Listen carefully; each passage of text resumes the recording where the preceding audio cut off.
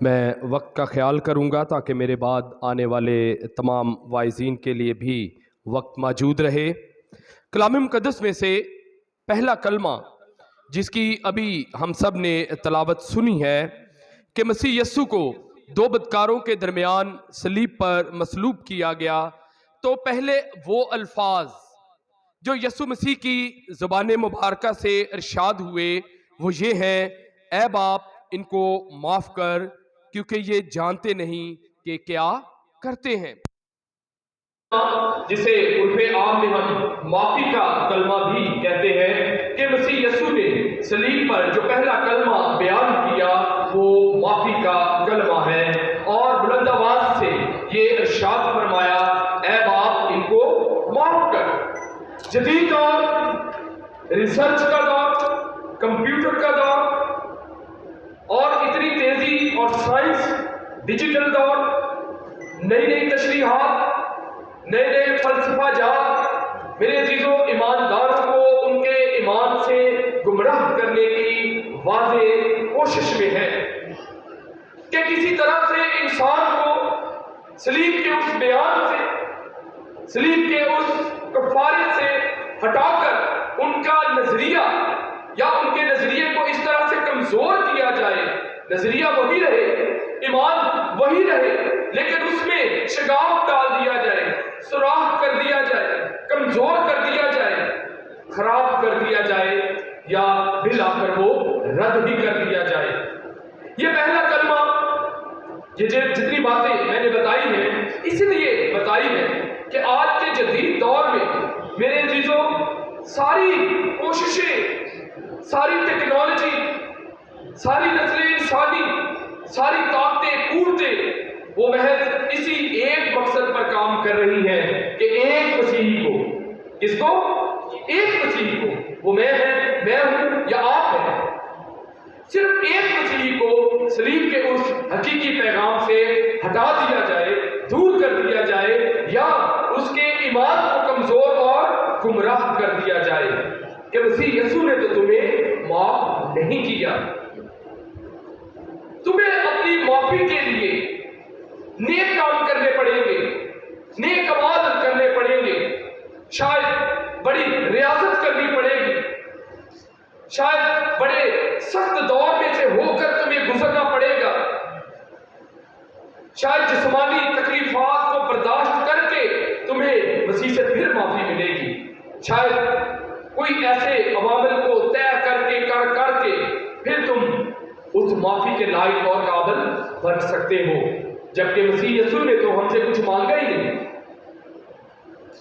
اس نے کوئی ہاتھ کھڑے نہیں کروائے کہ کون کون مجھ پر ایمان رکھتا ہے اور پھر کہا ہو کہ اے باپ ان کو معاف کر، بلکہ اس نے تو صاف الفاظ میں کہہ دیا کہ اے باپ ان کو معاف کر۔ لیکن یہاں پر بھی جو ملاوٹ کی جا رہی ہے یا کرنے کی کوشش کی جا رہی ہے وہ یہ ہے، پہلے نمبر پر کہ یسوع مسیح کا کفارہ عالمی کفارہ نہیں ہے، سب کے لیے نہیں ہے، بلکہ مسیح یسوع نے یہ جو الفاظ کہے ہیں اے باپ ان کو معاف کر، یہ تو رومی سپاہیوں کو معاف کرنے کے لیے کہے جو اس کو گوٹے مار رہے تھے، جو اس کو مصلوب کر رہے تھے، جو اس کے ہاتھوں اور پاؤں میں کیل پھونک رہے تھے یا اس کے سر پر کانٹوں کا تاج رکھ رہے تھے۔ مسیح یسوع نے تو صرف رومی سپاہیوں کو معاف کیا ہے، آپ کو معاف نہیں کیا۔ آپ کو اپنی معافی کے لیے وہی راستہ جو پہلے میں نے بتایا وہاں سے آنا پڑے گا، یہ راستہ آپ کے لیے نہیں ہے۔ دوسری بات، نہیں، یہ رومی سپاہیوں کے لیے نہیں ہے، بلکہ یہ پوری رومیوں کے لیے ہے، یہ رومی قوم کے لیے ہے جنہوں نے مسیح یسوع پر فتوے لگائے یا یہودیوں کے کہنے پر مسیح یسوع کو مصلوب ہونے کے لیے یہودیوں کے حوالے کر دیا۔ یہ پلاطوس کے لیے ہے کیونکہ روم کی حکومت ہے نا، تو روم کی حکومت ان کے حکمرانوں کے لیے مسیح یسوع نے یہ کہا ہے کہ اے باپ ان کو معاف کر کیونکہ یہ نہیں جانتے کہ یہ کیا کرتے ہیں۔ پھر تیسری بات، نہیں، یہ نہ رومی سپاہیوں کے لیے ہے، نہ رومیوں کی جو جماعت یا قوم یا لوگ وہاں پر حکمران ہیں ان کے لیے ہے، اور یہ تو یہودیوں کے لیے کہا گیا ہے کیونکہ یسوع مسیح خود بھی یہودی ہے، وہ یہودی قوم میں رہ رہا ہے، یہودی ملک میں رہ رہا ہے، یہودی ہی اس کو پکڑ رہے ہیں، یہودی ہی اس پر ظلم کر رہے ہیں، اور یہودی ہی اسے پلاطس کے پاس لے جا کر مصلوب کرنے کا فتویٰ لے رہے ہیں یا حکم نامہ لے رہے ہیں۔ تو مسیح یسوع نے تو یہودیوں کے لیے یہ الفاظ کہے ہیں کہ اے باپ ان کو معاف کر، کیونکہ یہ نہیں جانتے کہ یہ کیا کر رہے ہیں۔ پھر آخری بات، نہیں یہ بات بھی نہیں ہے، یہ بات بھی کوئی زیادہ قابل قبول نہیں ہے کہ اے باپ تو رومیوں کو معاف کر، یا اے باپ تو رومی حکمرانوں کو معاف کر، یا اے باپ تو یہودی قوم کو معاف کر، بلکہ یہ دونوں کے لیے ہے۔ وہ لوگ جو اس وقت یسوع کو مصلوب کر رہے ہیں، وہاں رومی سپاہی بھی ہیں، رومی حکمران بھی ہیں، شاید فوج، پولیس، سب اہلکار بھی وہاں پر موجود ہیں، یہودی سربراہان بھی موجود ہیں، کاہن بھی موجود ہیں، سردار کاہن بھی موجود ہوں گے، شاید بہت ساری بڑی تعداد بھی موجود ہوگی۔ تو یسوع مسیح نے وہاں پر اپنی بلند آواز کے ساتھ یہ کہہ دیا کہ اے باپ ان سب کو معاف کر۔ لیکن کیا اس سے مسیح یسوع کا کفارہ محدود نہیں ہو رہا؟ کیا اگر مسیح یسوع نے صرف رومیوں کے لیے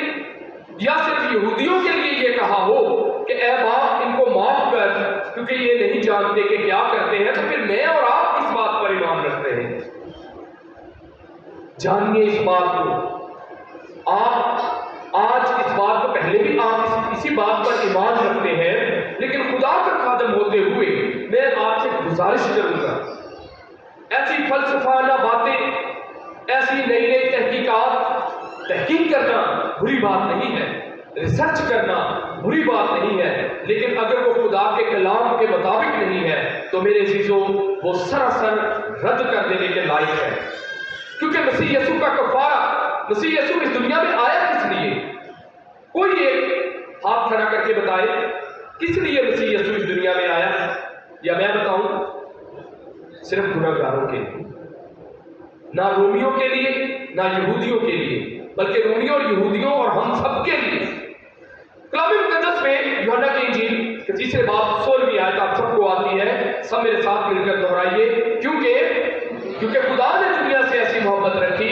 کہ اس نے اپنا اکلوتا بیٹا بخش دیا تاکہ جو کوئی اس پر ایمان لائے ہلاک نہ ہو بلکہ ہمیشہ کی زندگی پائے۔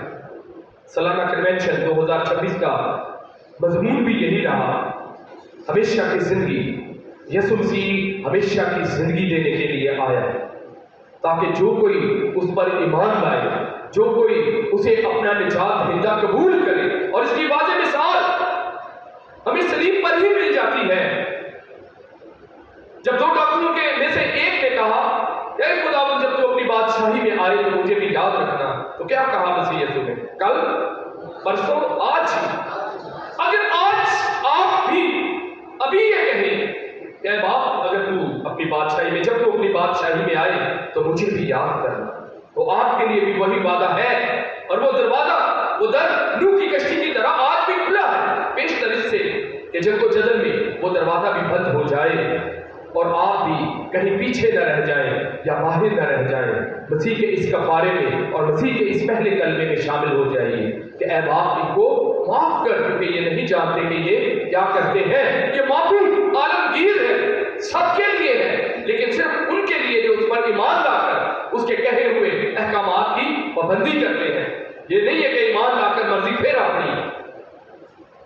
ایسا شخص بھی کمزور ایمان کا حامل شخص ہے، جو شخص خدا سے دور رہتا ہے باوجود ایماندار ہونے کے، خدا کے کلام سے دور رہتا ہے باوجود بپتسمہ یافتہ ہونے کے،